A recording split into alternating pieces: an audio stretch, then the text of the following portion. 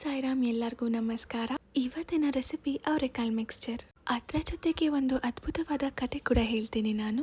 ಧರ್ಮವು ಅಳಿದು ಯಾವಾಗ ಅಧರ್ಮವು ತಲೆ ಎತ್ತಿ ಮೆರೆಯುತ್ತೋ ಆಗ ನಾನು ಅವತರಿಸುತ್ತೇನೆ. ದುಷ್ಟರನ್ನು ಶಿಕ್ಷಿಸಿ ಶಿಷ್ಟರನ್ನು ರಕ್ಷಿಸಲು ಸುಗ, ಧರ್ಮವನ್ನು ಸ್ಥಾಪಿಸಲು ನಾನು ಯುಗ ಯುಗಗಳಲ್ಲಿಯೂ ಅವತರಿಸುತ್ತೇನೆ ಅಂತ ಶ್ರೀಕೃಷ್ಣನು ಹೇಳಿರ್ತಾನೆ. ಪರಮಾತ್ಮನ ಉದ್ದೇಶವಿದು. ಅದೇ ಥರ ಅವನ ಪ್ರತಿನಿಧಿಗಳಾದ ಸಾಧು ಸಂತರ ಜೀವಿತೋದ್ದೇಶವೂ ಕೂಡ ಅದೇ ಆಗಿರುತ್ತೆ. ಅವರು ತಮ್ಮದೇ ಆದ ಒಂದು ರೀತಿಯಲ್ಲಿ ಈ ಗುರಿಯನ್ನು ಸಾಧಿಸ್ತಾರೆ.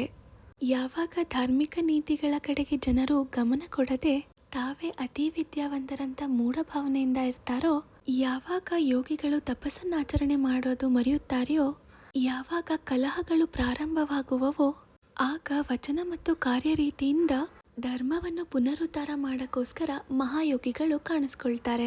ಈ ರೀತಿ ನಿವೃತ್ತಿ, ಜ್ಞಾನದೇವ, ಮುಕ್ತಾಬಾಯಿ, ನಾಮದೇವ, ಗೋರ, ಗೋರಾಯಿ, ಏಕನಾಥ, ತುಕಾರಾಮ, ನರಹರಿ, ನರಸಿಬಾಯಿ, ಸಾವತ ಇನ್ನು ಮುಂತಾದ ಅನೇಕ ಯೋಗಿಗಳು ಆಗಾಗ್ಗೆ ಕಾಣಿಸ್ಕೊಂಡು ಜನರಿಗೆ ಸರಿಯಾದ ದಾರಿಯನ್ನ ತೋರಿಸಿದ್ರು. ಕೊನೆಯದಾಗಿ ನಮ್ಮ ಬಾಬಾ ಅವರು ಶಿರಡಿಯಲ್ಲಿ ಕಾಣಿಸ್ಕೊಂಡ್ರು. ಅನೇಕ ಮಹಾಯೋಗಿಗಳಿಗೆ ಜನ್ಮವಿತ್ತ ಅಹಮದನಗರ ಜಿಲ್ಲೆಯ ಗೋದಾವರಿ ನದಿ ತೀರವು ನಿಜಕ್ಕೂ ಅದೃಷ್ಟಶಾಲಿಯಾಗಿದೆ.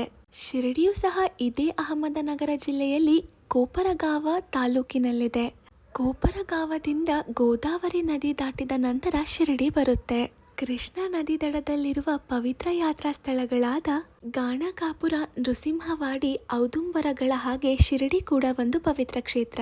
ಮಂಗಳವೇಡೆಯಲ್ಲಿ ಶ್ರೀ ದಾಮಾಜಿ, ಸಜ್ಜನಗಡದಲ್ಲಿ ಶ್ರೀ ಸಮರ್ಥ ರಾಮದಾಸ ಮತ್ತು ನರಸಿಬಾಚಿವಾಡದಲ್ಲಿ ಶ್ರೀ ನರಸಿಂಹ ಸರಸ್ವತಿಗಳು ಪ್ರಸಿದ್ಧರಿದ್ದಂತೆ ಶಿರಡಿಯಲ್ಲಿ ಶ್ರೀ ಸಾಯಿಬಾಬರವರು ಪ್ರಸಿದ್ಧರಾಗಿದ್ರು. ಧನ್ಯವಾದಗಳು. ಓಂ ಸಾಯಿರಾಮ್.